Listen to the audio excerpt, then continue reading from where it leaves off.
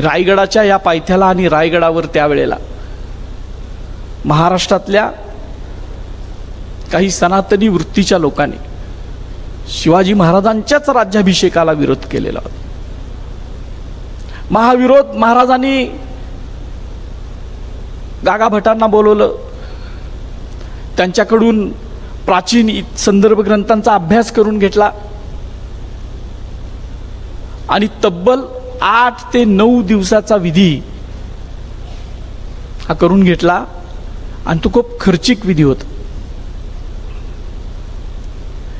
काय होतं त्याच्यामध्ये, त्या विधीमध्ये 2 वेळेला शिवाजी महाराजांची सुवर्णानं तुला झालेली आहे.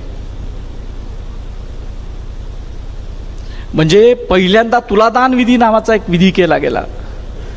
त्याच्यामध्ये महाराजांच्या वजना एवढं सोनं रूप सगळं धान्य वगैरे काय असेल ते सगळं हे तुलादान झालं आणि तो सगळा त्यावेळेच्या उपस्थित असणाऱ्या पुरोहितांना दान दिला गेला. ही खूप मोठी स्टोरी आहे जी आम्ही एका नाटकातून सुद्धा मांडली, स्टोरी शिवराज्याभिषेकाची म्हणून की काय काय घडलं.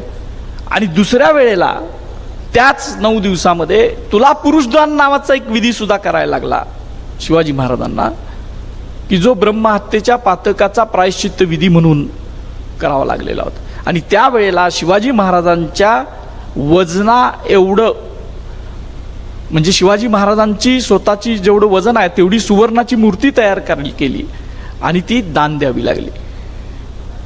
अशा अनेक गोष्टी आहेत. सभासदानं तर सांगितलंय की 1,40,00,000 होऊन त्यावेळेला खर्च पडले राज्याभिषेकात.